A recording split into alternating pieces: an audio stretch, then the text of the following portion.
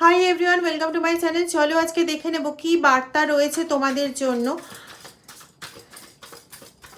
কীরকম হার্ডেলস বা কীরকম কিসের মধ্যে রয়েছো সেটা দেখে নেব। বলে রাখি এটা টাইমলেস রিডিং, সমস্ত ধরনের মানুষের জন্য রিডিং, সমস্ত জোডিয়াক সাইনে মানুষের জন্য রিডিং। চলো দেখে নেওয়া যাক কী বার্তা আসছে।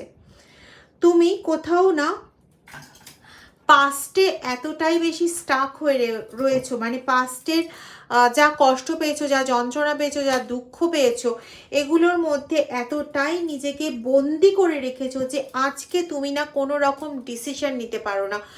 প্রচণ্ডভাবে তুমি সিদ্ধান্তহীনতায় ভোগো এবং তুমি কোথাও জানো না এতটাই শান্ত হয়ে গেছো যে কোনো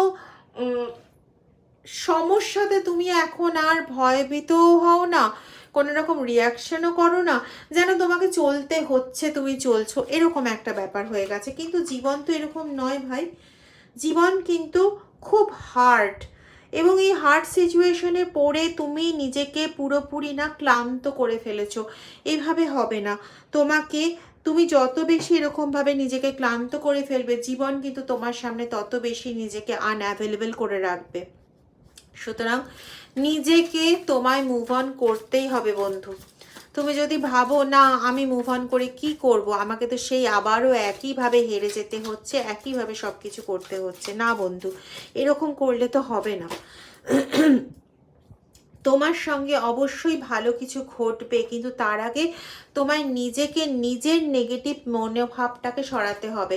নিজের নেগেটিভ মনোভাবটাকে আগে সরালে দেখবে তুমি তোমার পাস্ট ট্রমা থেকে যেমন মুক্ত হবে। দেখো রিডিং এনার্জি কথা বলছে, কিন্তু তুমি তোমার পাস্ট ট্রমা থেকে যেমন মুক্ত হবে তেমনই তুমি সামনের দিকে এগোনোর দিশাও পাবে এবং নতুন করে তুমি তোমার জীবনে চলার এক্সপেকটেশন, তোমার জীবনে চলার নতুন করে একটা আগ্রহ, সমস্ত কিছুই কিন্তু তুমি খুঁজে পাবে।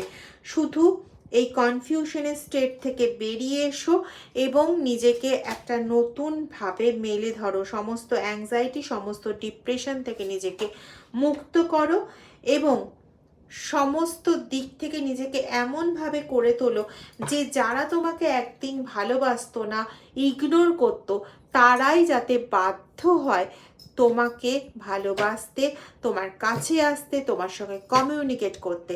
আর আমি বিশ্বাস করি তুমি এটা পারবে এবং আমার মহাদেব সেটা অবশ্যই তোমাকে দিয়ে করিয়েও নেবেন।